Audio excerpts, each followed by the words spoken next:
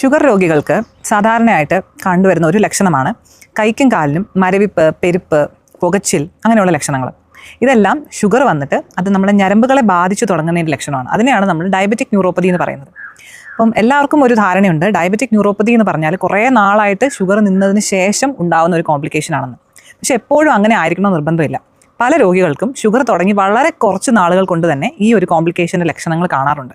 ചില രോഗികൾക്കാണെങ്കിൽ ഷുഗർ കണ്ടുപിടിക്കുന്നതിന് മുമ്പ് തന്നെ അവർക്ക് തുടങ്ങുമ്പോൾ തന്നെ ഈ ഒരു ന്യൂറോപ്പതിയുടെ ലക്ഷണങ്ങളായ പുകച്ചിൽ, പെരുപ്പ്, മരവിപ്പ്, അല്ലെങ്കിൽ നടക്കുമ്പോൾ ബാലൻസ് പോവുക, ചെരുപ്പൊക്കെ കാലിൽ നിറയാതെ ഊരിപ്പോവുക, ചില ആൾക്കാർക്കൊക്കെ നടക്കുമ്പോൾ നമുക്ക് നിലത്ത് ചവിട്ടുന്നതിന് പകരം പഞ്ഞിയുടെ മുകളിൽ കൂടെ നടക്കുന്ന പോലെ തോന്നുന്നു. ഇങ്ങനെയുള്ള സെൻസേഷൻസ് ഒക്കെയാണ് സാധാരണ കാണുന്നത്. അപ്പോൾ ഈ ലക്ഷണങ്ങളായിട്ടായിരിക്കും പലപ്പോഴും രോഗി ആദ്യമായിട്ടൊരു ഡോക്ടറെ കാണുന്നത്.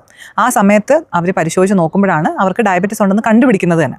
അപ്പോൾ ഡയബറ്റിസ് വന്ന് തുടക്ക കാലഘട്ടത്തിൽ ഉണ്ടാകുന്ന ഇങ്ങനെയുള്ള ഞരമ്പിനുണ്ടാകുന്ന ഈ കോംപ്ലിക്കേഷൻ നമുക്ക് പൂർണ്ണമായിട്ടും റിവേഴ്സ് ചെയ്യാൻ പറ്റുന്ന ഒന്നാണ്. നമ്മൾ അതിനെ ശ്രദ്ധിച്ചില്ല എന്നുണ്ടെങ്കിൽ അത് ശരിക്കും പറഞ്ഞാൽ കുറേ സങ്കീർണതയിലേക്ക് പോകാൻ സാധിക്കും. ന്യൂറോപ്പതി ഒരുപാട് കൂടുതലായി കഴിഞ്ഞാൽ അത് കാലുകളിൽ നിന്ന് തുടങ്ങി മുകളിലേക്ക് സ്പ്രെഡ് ചെയ്ത് നമുക്ക് മുട്ടുവരെ മരവിപ്പ് വരാം.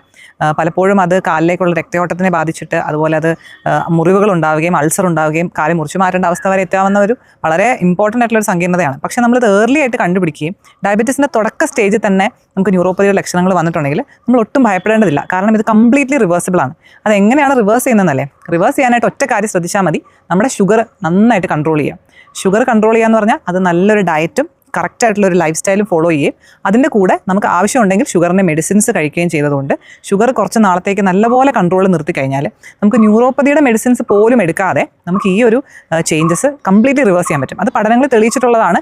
നമ്മളൊരു നെർവ് കണ്ടക്ഷൻ ടെസ്റ്റ് ചെയ്താൽ പോലും നമുക്ക് ആദ്യമേ കാണുന്ന ചേഞ്ചസ്, നെർവ് കണ്ടക്ഷൻ അബ്നോർമൽ ആയിട്ടുള്ളൊരു നെർവ് കണ്ടക്ഷനെ നമ്മൾ ഷുഗർ നന്നായിട്ട് കൺട്രോൾ ചെയ്ത് വെച്ച് കഴിഞ്ഞാൽ ഒരു നോർമൽ നെർവ് കണ്ടക്ഷൻ സ്റ്റഡിയിലേക്ക് തിരിച്ചു കൊണ്ടുപോകാൻ പറ്റും. അപ്പോൾ അതുകൊണ്ട് നമ്മൾക്കൊരു ഡയബറ്റിക് ന്യൂറോപ്പതിയുടെ ലക്ഷണങ്ങൾ ഉണ്ടെന്ന് വിചാരിച്ച് നമ്മൾ ഭയപ്പെടുകയല്ല ചെയ്യേണ്ടത്. മറിച്ച് നമ്മൾക്കുണ്ടാകുന്ന ഷുഗറിനെ നന്നായിട്ട് കൺട്രോൾ ചെയ്ത് കൊണ്ടുപോവുകയാണെങ്കിൽ നമുക്ക് ഈ ഒരു കോംപ്ലിക്കേഷൻ കൂടുതൽ സങ്കീർണതയിലേക്ക് പോകുന്നത് തടയാൻ പറ്റും. അതുപോലെ തന്നെ അതിനെ നോർമൽ ലെവലിലേക്ക് റിവേഴ്സ് ചെയ്ത് നമ്മുടെ ഞരമ്പുകളെ പഴയ അവസ്ഥയിലേക്ക് കൊണ്ടുപോകാനും പറ്റും. ഇതെല്ലാവരും ഒന്ന് മനസ്സിലിരിക്കുക.